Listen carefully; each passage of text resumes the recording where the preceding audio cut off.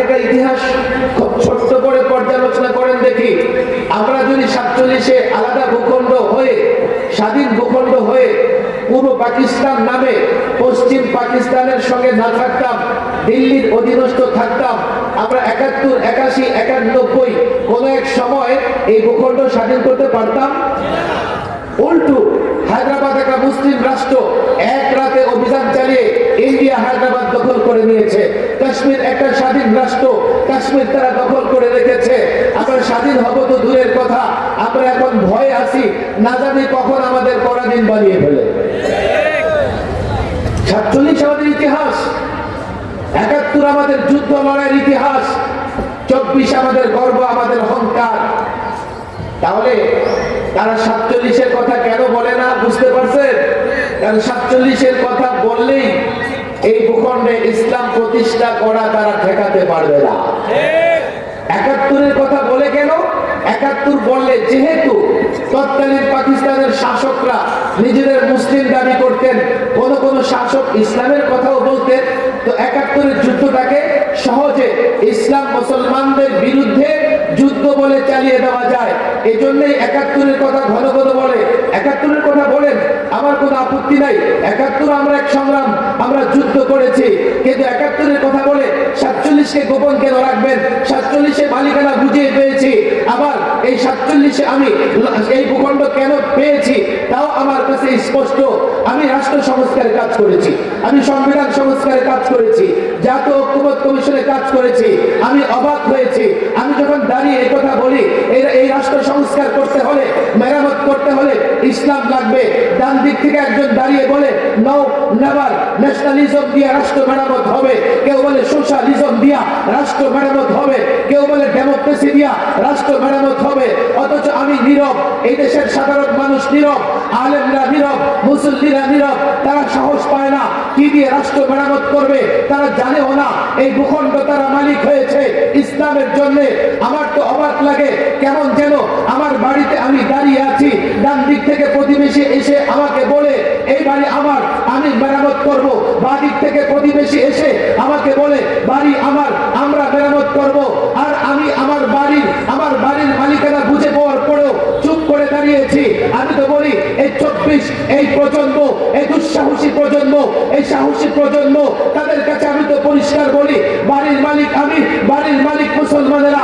আর এই বাড়ির মালিকানা বুঝে পেয়েছি স্বাধীনভাবে ধর্ম কর্ম পালন করবার জন্য।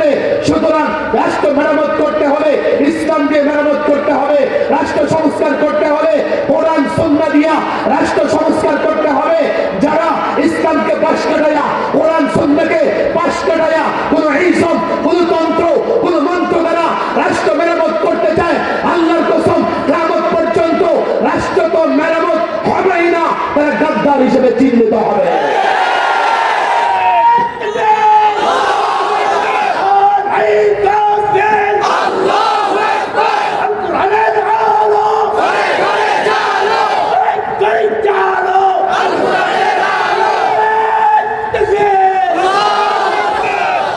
আমি বলি সঠিকভাবে দেশের ইতিহাস চর্চা করে।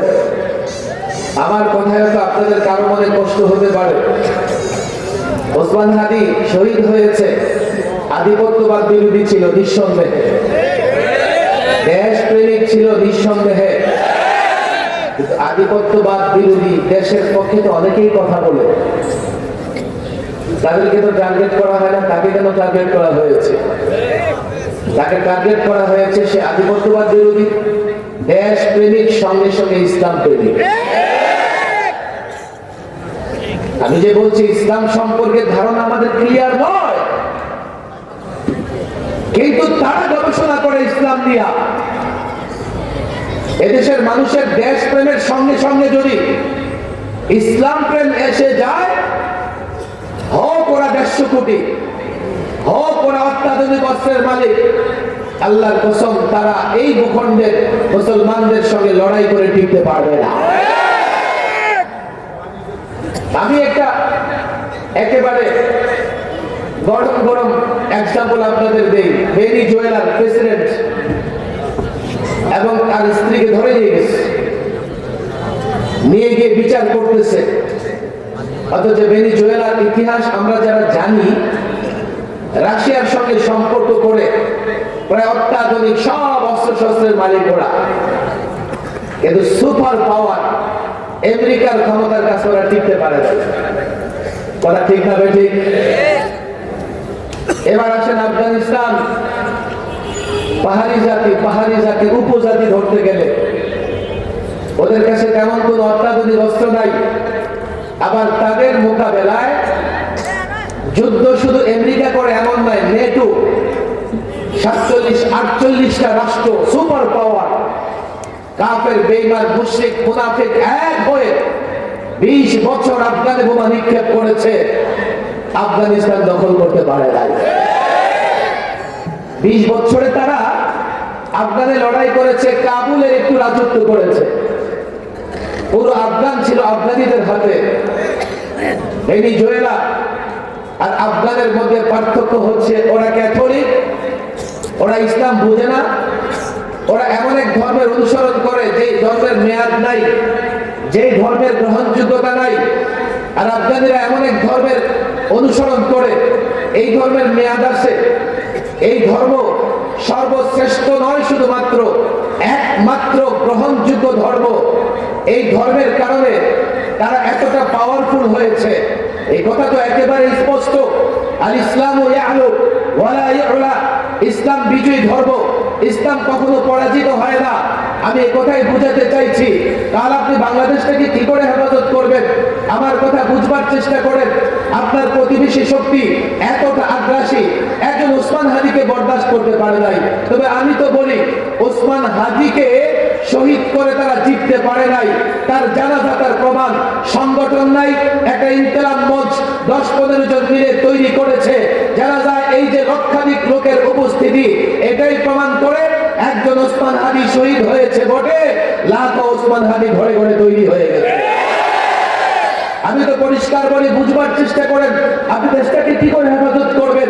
আমরা এমন এক আগ্রাসী শক্তির কোলের ভেতরে, পেটের ভেতরে আছি। 3 দিকে কাঁটাতারের বেড়া দিয়ে রেখেছে, যাতে কাঁটার তারে আমার বোন ফেলানির লাশ ঝুলে থাকতে পারে। পানি আগ্রাসন চালায়, কখনো ফেনী, লক্ষ্মীপুর, চাঁদপুরকে বন্যা কবলিত করে, কখনো সিলেটকে বন্যায় ভাসিয়ে দেয়, কখনো ফারাক্কা বাদ দিয়ে অঞ্চলের পর অঞ্চল মরুভূমি বানিয়ে ফেলেছে। পেঁয়াজ আগ্রাসন, পানি আগ্রাসন, বর্ডার ক্লিন, এক এক হত্যা। বাংলাদেশের খুনিরা, বাংলাদেশের অপরাধীরা তাদের দেশে জামাই আদরে বসবাস করে, তাদের সংখ্যা 150 কোটি। অ্যাটম পাওয়ার আছে, মিসাইল আছে, তাদের বন্ধুত্ব অভিশপ্ত ইসরায়েলিদের সঙ্গে। আমরা নিরীহ, বাংলাদেশ নিরীহ রাষ্ট্র, আমাদের কোনো বন্ধু নাই, আমাদের কোনো সহযোগী নাই। তারা ইসরায়েল, তারা রাশিয়ার সঙ্গে সম্পর্ক রাখে, বন্ধুত্ব রাখে। কি করে লড়াই করবেন? যুবক বলবে লড়াই করবার দরকার নাই, নত জানু হয়ে যাব। আল্লাহর কসম, তাদের কাছে যদি নত জানু হয়ে যাও, তোমাকে গোলাম বানিয়ে ফেলবে। মায়ের ইজ্জত রক্ষা করতে পারবে না, বোনের ইজ্জত রক্ষা করতে পারবে না, ইসলাম মানতে পারবে না, পালিয়ে যাবে। কোথায় পালিয়ে যাবে? 3 দিকে কাঁটাতারের বেড়া, আরেক দিকে বঙ্গোপসাগর। বঙ্গোপসাগরে যদি পালিয়ে যাও, সেখানে শরীর সমাধি হয়ে যাবে, ফিরে আসতে পারবে না। লড়াই তো করতে হবে, কিন্তু লড়াই কি করে করবে? বস্তু পূজারী, গণতন্ত্র পূজারী, পশ্চিমা তন্ত্র মন্ত্র পূজারীরা লড়াই করতে পারবে না। আল্লাহর কসম করে বলি, 1500 বছর ধরে ইসলাম পাওয়ার, ইসলাম সুপার পাওয়ার বদরের প্রান্তরে 313 জন ইসলাম নিয়ে দাঁড়িয়ে গেছে। হাজারের বাহিনী টিকতে পারে